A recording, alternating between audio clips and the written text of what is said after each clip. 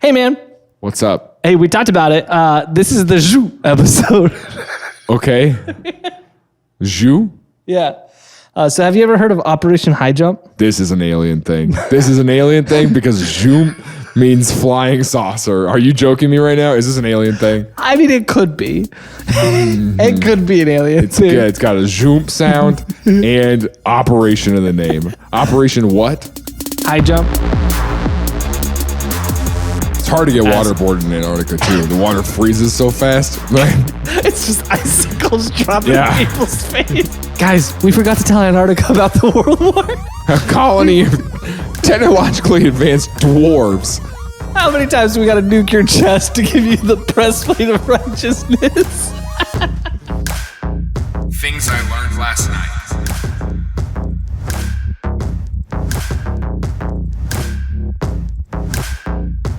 Operation Highjump. Operation Highjump or Operation Argus. I'm excited about this because here's the thing. We've done Operation Paperclip. We've done Operation Chrome Dome. Now we get to add another operation to our tool belt of operations episodes.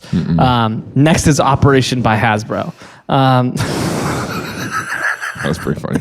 Thanks. So here's the deal. Operation Highjump. Let's just tell the story. Let's tell the story. We'll bury the lead. We'll tell the story, and then we'll tell. Yeah. All right. So here's the deal.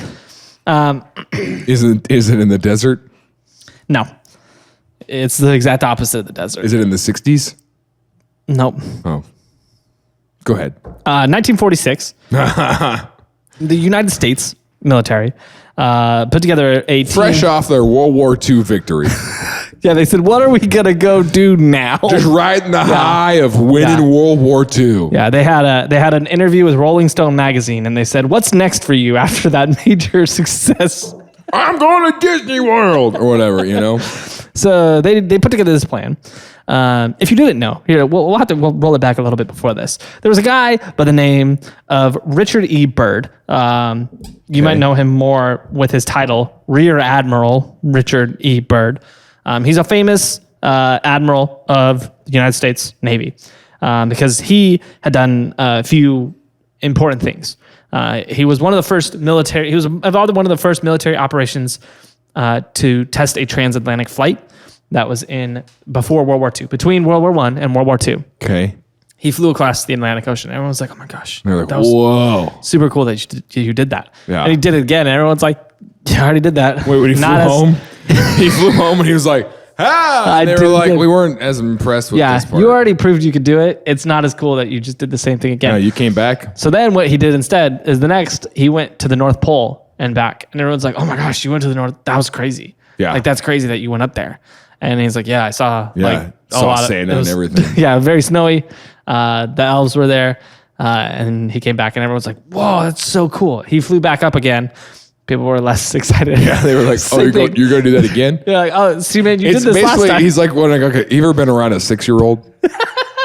And like the 6-year-old does something and you're like, that was really cool. Yeah. And they just do it like 50 more times. Doing it because you thought it was cool. Yeah. And you're like, That's exactly what he's doing. And then he was like, well, I did the North Pole twice. What if I did the South Pole? So he flew down to the South Pole and I was like, oh my gosh, that's crazy. But he did it 3 more times.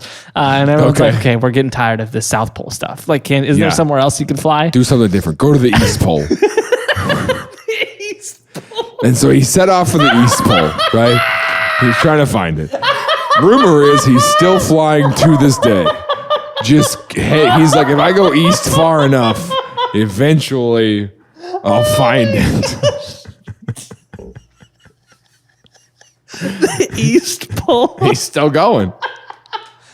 That's a good point. Why do we have North and South Poles, but not East and West Poles?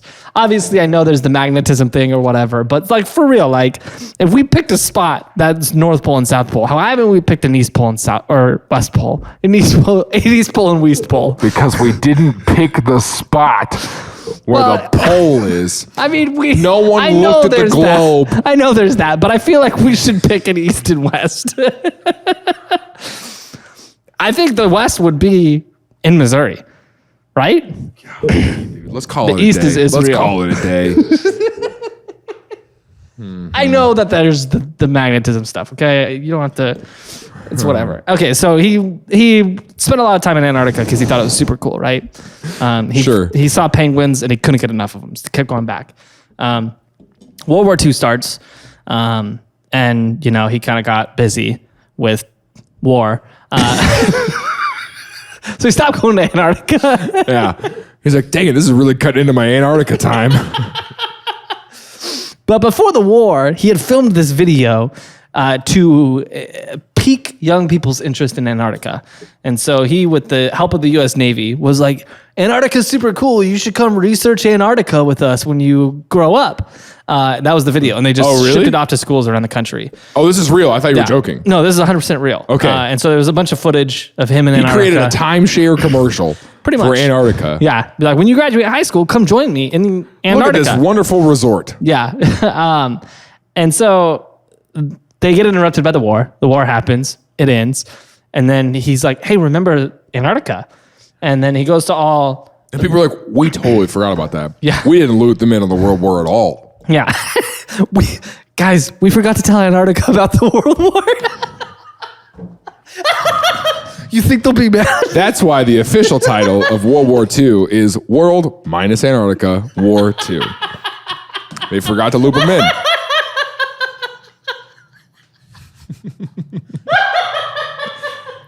Whose side would they would have been on? We forgot to call and that's why they didn't do it either. They knew the Penguins would choose Hitler. So after the war, Byrd gets approved to do this Which, first of all, what a cool name. Byrd? Richard Byrd. Rich Byrd. He could go by Rich Byrd or he can go by Ricky Byrd, which is way cooler. And it definitely sounds like he's got a great rock album in the 80s.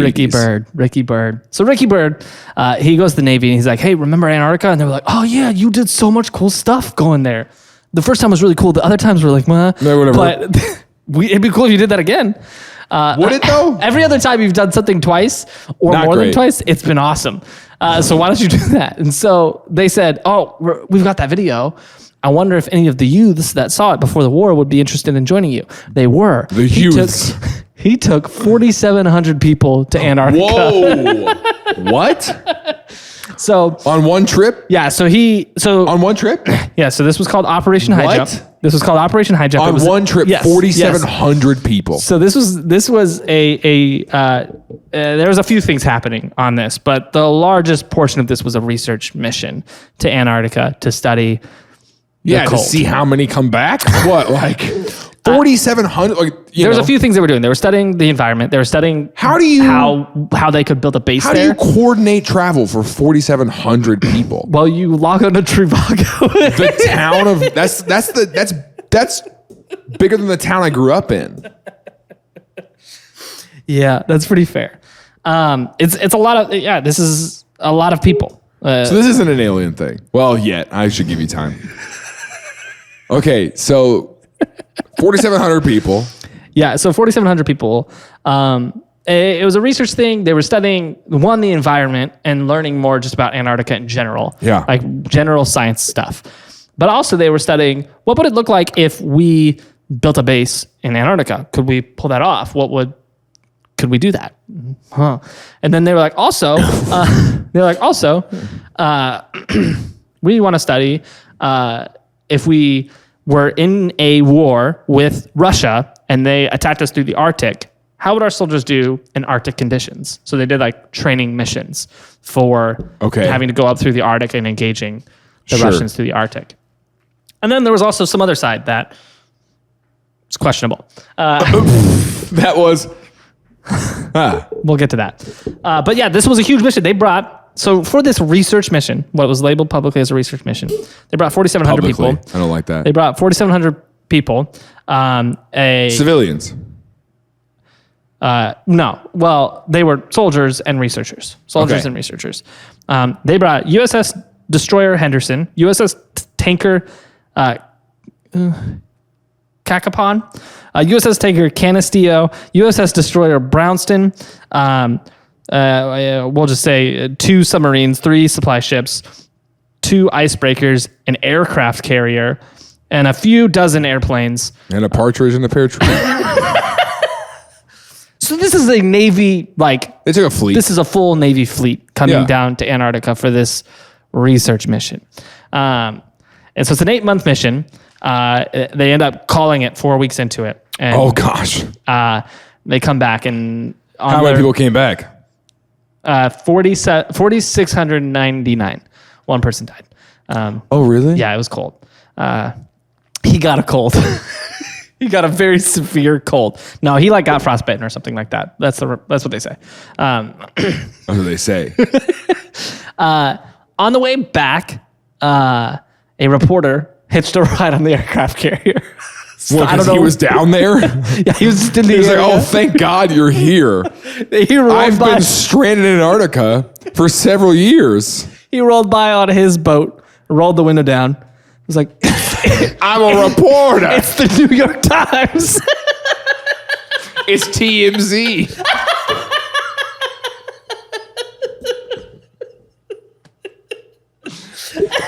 Hey, Ricky Byrd, remember me? We flew down together and you left me here last time.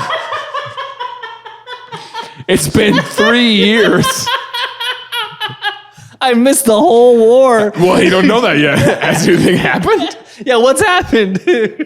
We forgot to tell you guys in the Antarctic, but there was a world war. No. There's not you guys. There's no one else in the Antarctic. It's just him. Guy. I forgot to tell you, guy.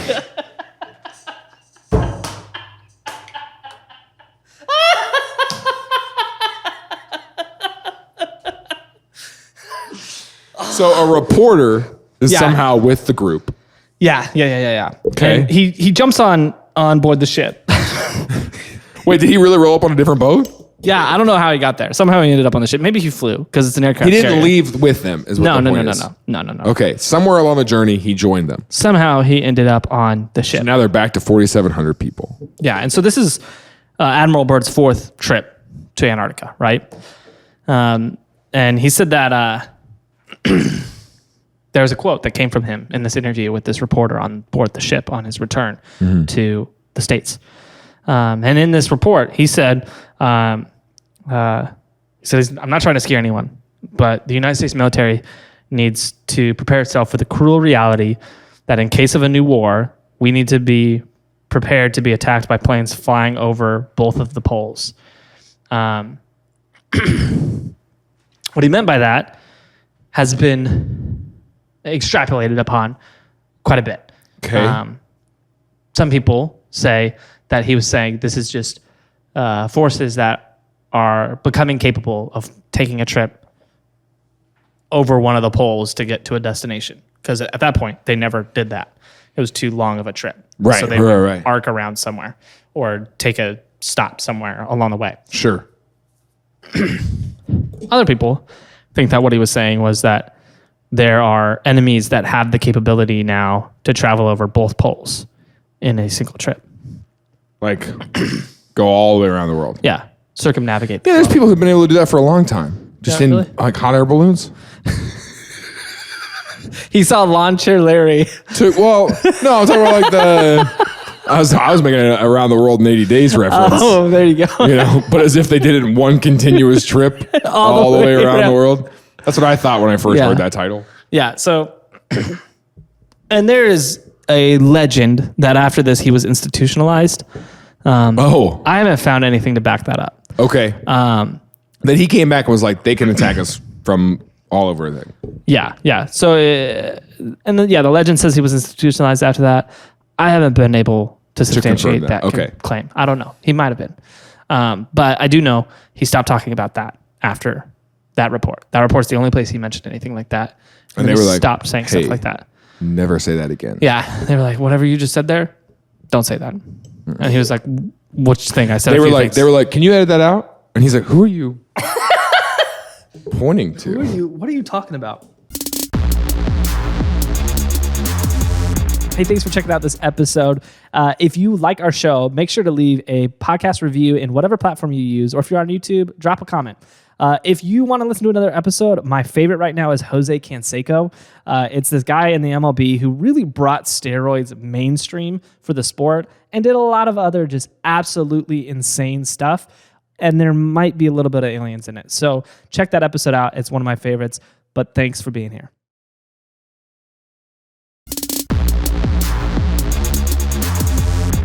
Here's where this story goes from an interesting little mission to Antarctica to very interesting. It's Operation. While they were down there, they had these guys in spacesuits, right?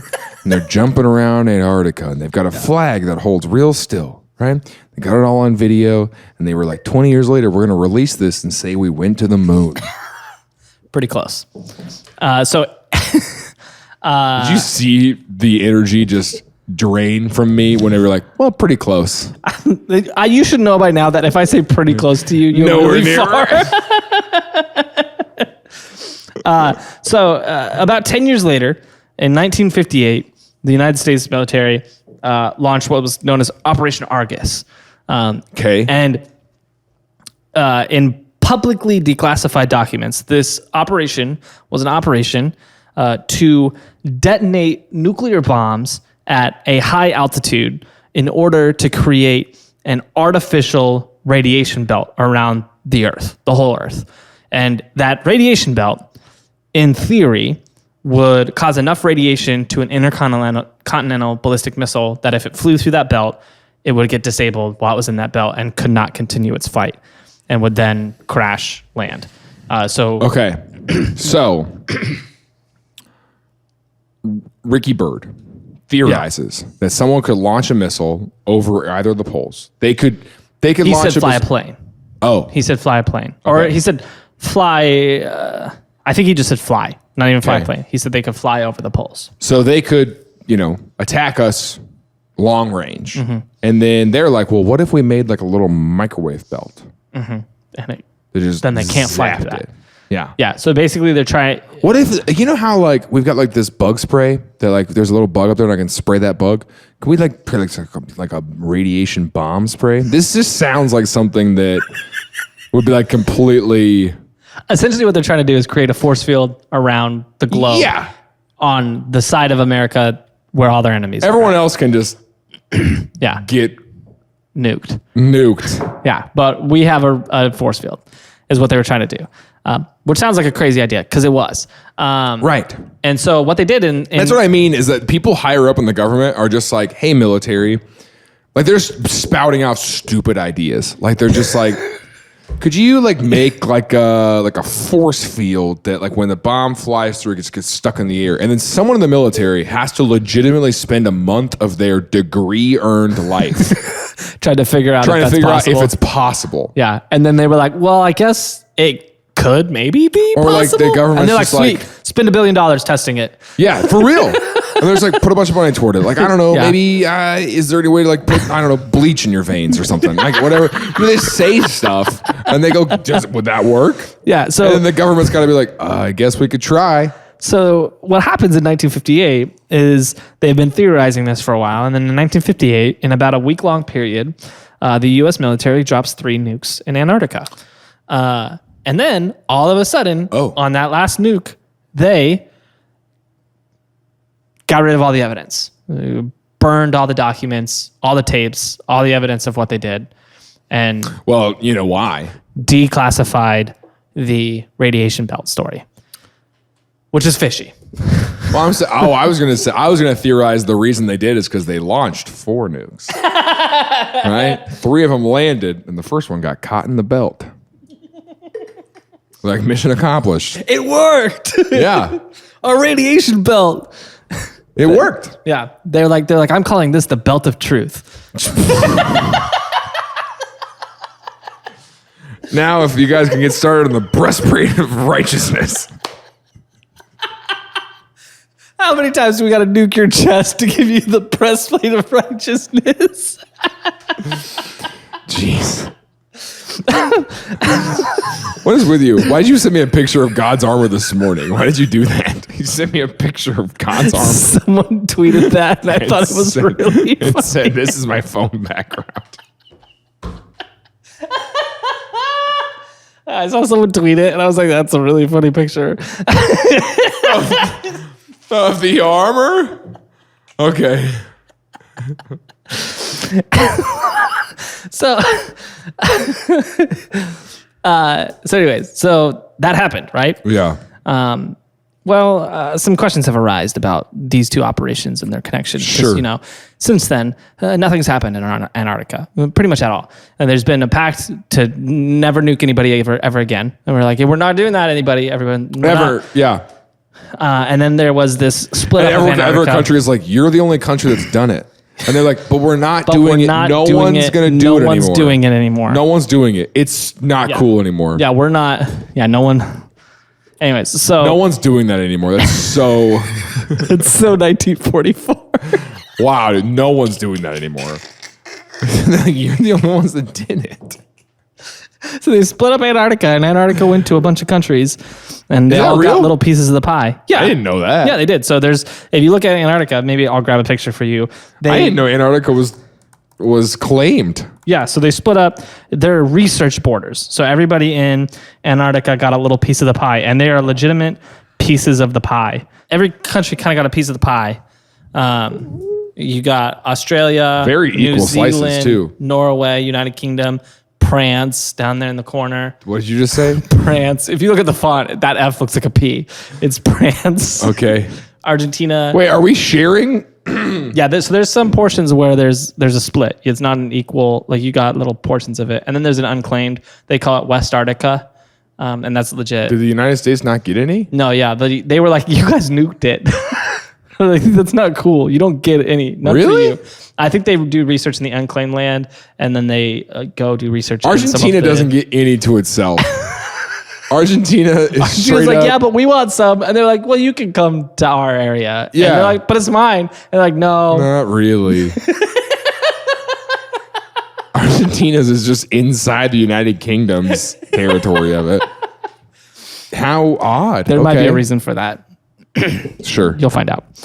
So anyway, so they split it up into these research regions. And as far as we know, all that happens there now is research. They've demilitarized Antarctica because in the past, it had been a militarized area. Base. Yeah, so everybody had like military bases there, including Germany, which if you know anything about World War II, they're the bad guy. They're the ones They're that the everyone's big like, bad dudes. yeah, we don't want them doing anything. And so because they did something there, no one can anymore. That's how that goes. They ruined it for everyone. As the Nazis do. So here's where things get interesting.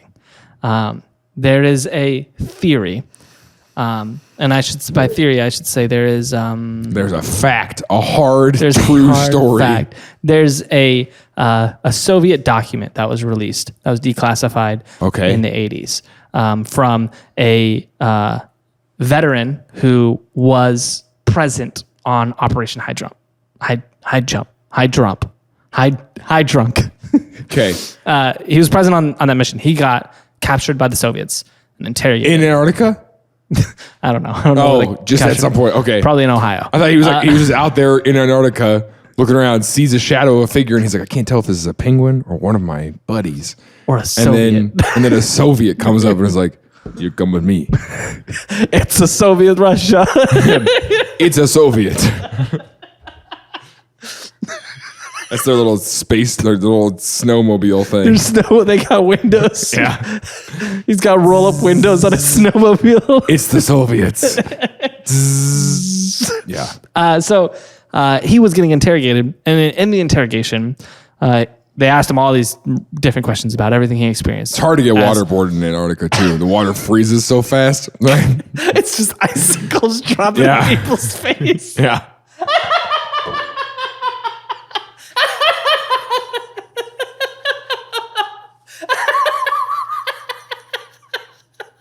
It like doesn't actually. It just is a nuisance. It's just very annoying. It's like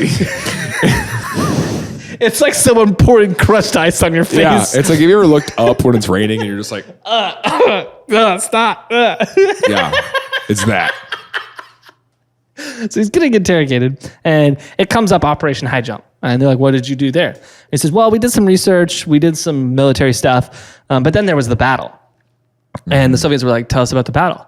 And he said that, allegedly, in this battle, they encountered somebody in their research. And in the battle, journalist. there was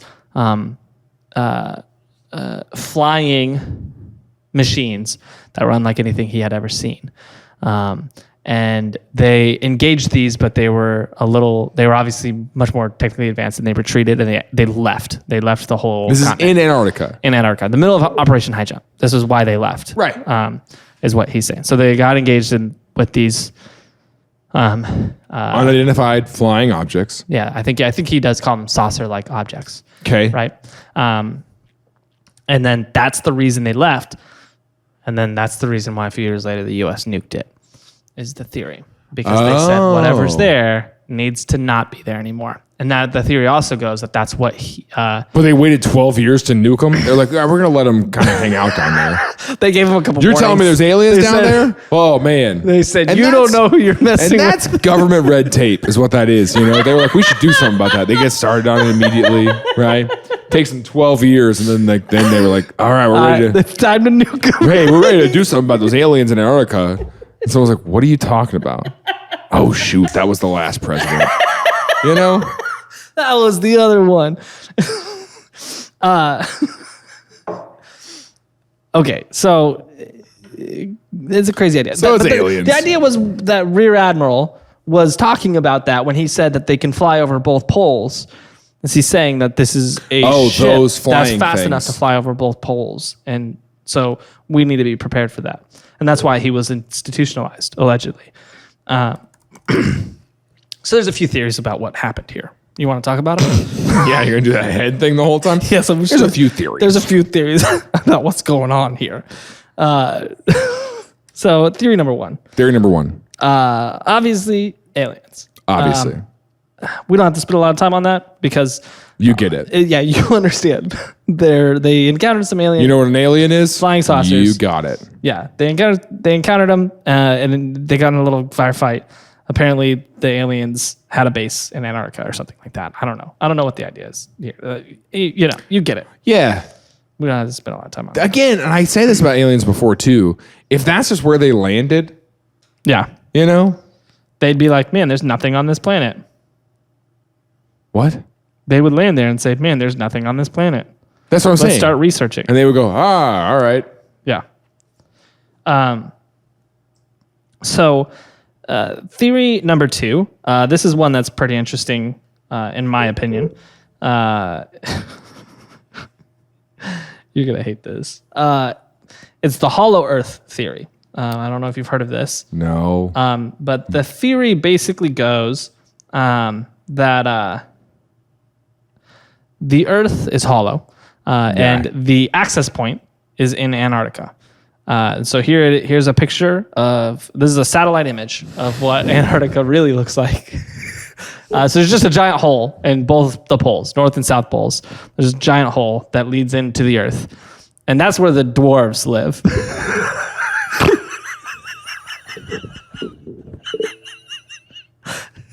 And they've got better technology than us. This is a real theory? Yeah, some people believe this. big time. People think Here's that the earth is full of dwarves. Yeah, so the idea is that inside the earth, there's about a 1,500-mile core, like of dirt and stuff. Why are we doing this? And when you go through the holes, there's a whole nother earth. And it's just like our earth. There's a sky and there's clouds and there's suns and stuff. But inside there, it's a different earth. But they're much more technological. They know about us. And they're, depending on whose theory you listen to, they're either dwarves or they're giants, either or. And they've got really good technology. And so they found, the theory is that these people in Antarctica on this mission found the hole. And then their military from that inner earth society was like, you can't come down here. You're But not wouldn't ready. they be down at the South Pole? Yeah, so there's an opening there too. There's an opening on both ends. And so they... So you're saying...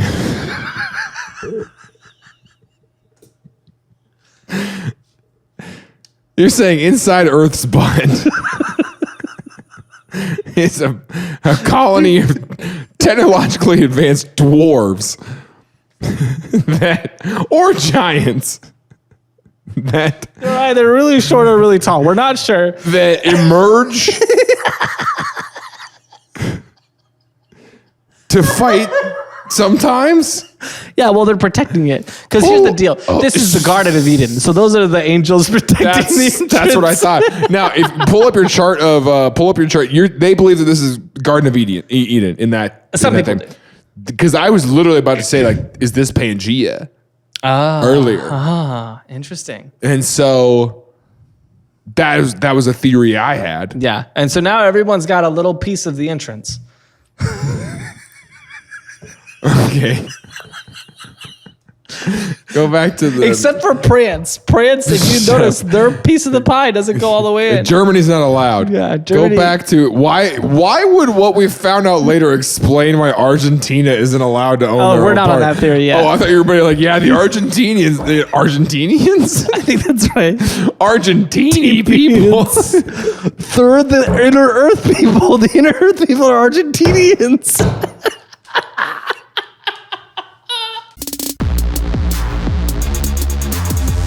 Hey, thank you again for listening to this episode. Making sure that you don't miss one in the future, go ahead and subscribe to this podcast, whether that be on Apple Podcasts, Spotify, YouTube. You'll get an alert when we drop a new episode. And if you want more, if you want something a week early, you want to be part of our Discord, more access to us as creators, you can support this show on Patreon. It helps us go a long way. Nothing that we're doing is possible without our Patreon supporters. If you want more information about that, please text TILLN to 66866. Thank you so much for being here.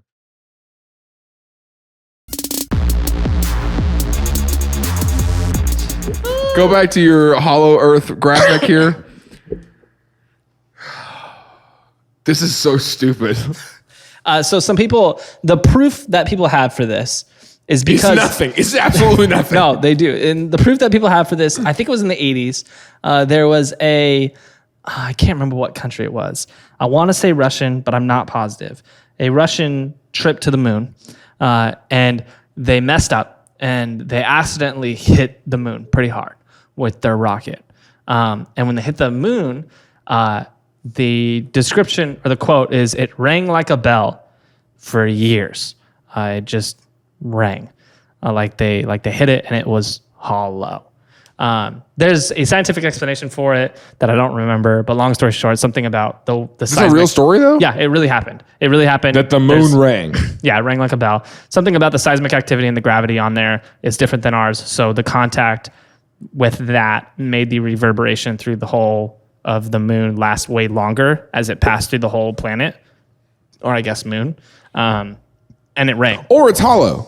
Yeah, but the theory is that's proof that it's hollow. Which if the moon's hollow, then so's the Earth, and then if the Earth's hollow, there must be super advanced. There might be people who live inside of it. Inside there. Yeah, it explains a lot. So you get it. Yeah, there's this theory, and that's why the government nuked it, because they were like, "Hey, if we nuke you, then you're ours now." You're ours? I don't know. They declared war on them. I'm not sure. Okay. Yeah. What I like about this is they have continent. They have a whole map down there. Like they've thought through. Sure. They've just Which way up. is it laying is what I'm thinking.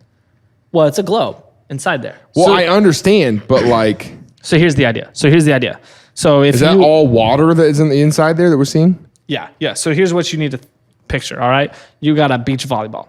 You cut a hole in the bottom of the beach volleyball, and on the inside of the beach volleyball, along the inside wall is the oceans and the land. They're gravitized towards the wall. In the middle, you still have the core of the Earth. That's the sun for those people. And I guess at night, it just turns around and turns into the moon. I don't know. I don't understand. It just turns around and becomes the moon. It just turns around and it's like, now it's night.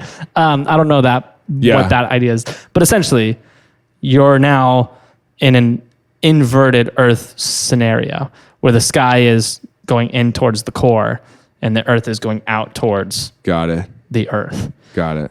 Yeah. So this is pretty unlikely if you ask me.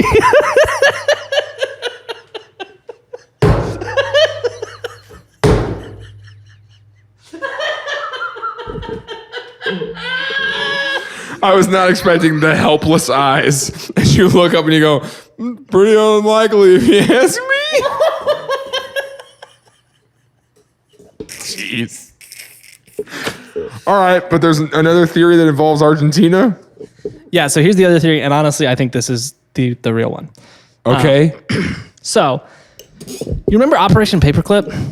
Yeah. Where after the war, if you haven't listened to that episode, you should go back and listen to it. It's actually very interesting. But after the war, a bunch of different countries stole Nazi scientists. Yeah, they were said, like, "Hey, you were making actual like good science progress. We'll ignore the fact that you did really horrific things if you come do that for us." Yep. And so so Operation Paperclip was the U.S. version where they just kind of hid the Nazis and said, "Yeah, you're a scientist. You're a scientist. You've been a scientist the whole time. Yeah, and you've never done anything sketchy." Yeah.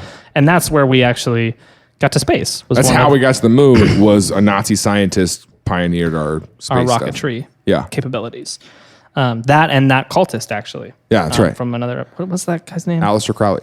No. No, The other Jack one. Parsons. Yeah, Jack Parsons. Thank you.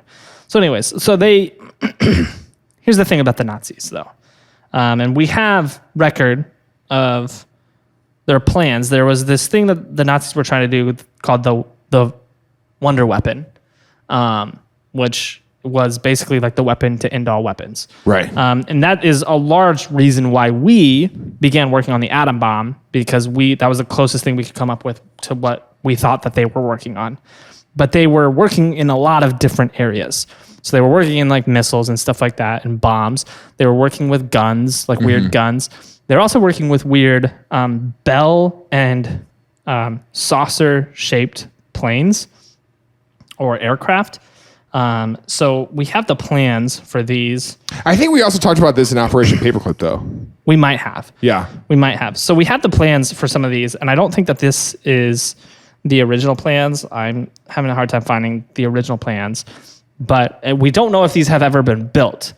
But we did recover after the war the plans that at least the Nazis were trying to figure out how to create things like this.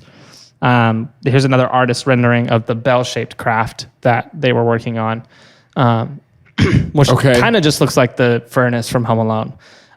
Yeah, but like Nazis. Yeah. So this is a bell-shaped one, and then the other one is a bunch of what you would think of when you think of flying saucer. When you think of a spacecraft, UFOs. Yeah. So here's what's interesting about this. There is a theory. Well, there's a theory they built some. Yeah, and then they were testing them in Antarctica. Yeah. So here's a couple things we know about the Nazis. Okay. They were obsessed with Antarctica before our modern renditions of the borders of Antarctica. They look like this, and you'll notice Nazi Germany had a pretty large territory in the northern end of Antarctica. And they did a lot of research and activities and training and things like that. Sure. Because they were just very interested in Antarctica. We also know that in 2017, a Nazi base was discovered, not in Antarctica, but in the Arctic, on an island in the North Pole, Arctic Circle, that they had dug underground on this island. It's called Alexandra Land, which is an island in the North Pole, where they had built an underground Nazi fortress in the North Pole. That was discovered by the Soviets in 2017. And it was obviously vacant at this point. Okay. There was some Nazi holdouts. They were still fighting. Yeah. And so the theory goes that some of the Nazis that fled in World War II fled to Antarctica because they had a base there. And they obviously operated a lot there. We know that they have an Arctic Circle base, and so it's possible that they did build another underground base in Antarctica that we have yet to discover. Well, we nuked it. Yeah, so that's the theory. So that's the theory, was that while Operation Highjump was underway, we were in Antarctica doing our thing, and we stumbled upon that Nazi base where they were working on their flying saucers to be able to kind of regroup and start their next attempt at the war. And the U.S. stumbled upon it. Everybody nuke them. Everybody came out, and then they came back and nuked them. They're like, we got to get rid of them. The way Argentina comes into this is Argentina is one of the largest countries that housed Nazis after the war. And they've got that little slice. Yeah. where they kind of share it with everybody because they were just like, we want to be a part of this. We want Antarctica. Yeah. Because And everyone's Argentina, like, well, you can't have your own spot. they were like, we're still a little confused about you because Yeah. you're speaking German. Yeah. And we don't speak that. So if you could speak English. You also, when you started this conversation, you said it's a Nazi Germany. And we're confused because you're Argentina. It's Nazi Germany. I mean, it's. I don't know how we could be more clear right now. We're also a little confused because you're giants. But you're also really short at the same time. You're small giants. You look like giants, but you're little. It's very strange. Yeah. So the theory is we stumbled upon this Nazi base where they were testing, and we bombed it. Yeah, and Yeah. we bombed it 3 times, and we For good burned measure. the evidence. Okay. I don't know. Maybe there's 3 access points. Maybe there was, but we can't just take a trip to Antarctica. So there's no way we can know for sure. Yeah, we're not allowed. The U.S. doesn't. Why doesn't the U.S. have any territory down there? I don't know. Probably because we nuked it. Oh, okay. Everyone was probably no. You can't have something. Hey, This. no. No, that was rude. Like, okay. I think they're just they share it with the UK or something to go down there or France. I don't know. There's one more theory. We don't have to spend a long time on this, but it's a similar concept where this giant hole in Antarctica is. There is a lush green forest where it's not frozen like the rest of Antarctica. This is the theory. Yeah. This isn't real. You can't prove it's not. And they discovered that. And when they got there, whoever lived there, probably the Atlanteans, said, you can't come here. And they said, okay. And then the U.S. government found out and they nuked it. Yeah. So I think what would probably happen, honestly, I bet they found some Nazis down there. That seems like it could make sense. Yeah, it seems like if Operation Highjump and Operation Argus are connected, most likely it's because they found a Nazi base that some leftover Nazis went to and were trying to work on their little UFO But also project. you got to think is that, we're entering into the Cold War era for Operation, what is it called? Highjump. No, the other one. Argus. Argus. Yeah. So they could have just been There is credence to They the could little have just been force like, field nobody idea. lives in Antarctica. Let's drop some nukes. Like, that's not Yeah, going we to... could test some stuff there. Yeah. But we were still testing stuff in Nevada at the time. Like crazy. Yeah, but like, they're like, let's test things where we could destroy an entire continent. Maybe they were testing bigger stuff than they declassified. That's possible. That's what I would think, is that even if you dropped it in Nevada, if it's going to be... It's going to shake America to where we would feel it in Missouri. You probably don't want to drop that. Yeah, that's pretty fair. But yeah, so this same time period where the military base in Antarctica from the Nazis would have existed, was a time when there was a giant amount, a large amount, I should say, of UFO sightings in Argentina. Which what? So at the same time of Operation Highjump, in the post-war era, there was an increased amount of UFO sightings in Argentina. Saucers? Yeah, and so if the Nazis did go there and they were testing their craft in Argentina, and they also went to Antarctica, they could have been testing their craft and they could have seen that in Operation Highjump. That seems sketchy. So it was probably Nazis. But man, do I hope it's the little inner do I hope it's Earth the dwarves. Middle Earth dwarves. Oh, Middle Earth. That makes so much sense. It all happened in there. I almost caught one once because he looked up at the sun and was like, "Oh yeah, the core is out today." And I was like, "What did you just say?" What did you just say? Oh, the sun. You call it sun, right? Sun. You guys is call out. it the sun. You guys didn't tell us about World War II, and we're still bitter. This is such a stupid idea.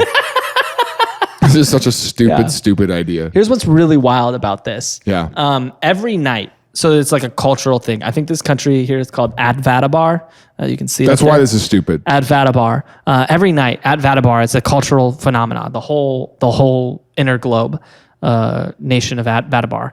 When the sun goes down, They all doesn't. gather together. When the core flips. When the core flips. To the they all moon side. Gather together in their various town squares.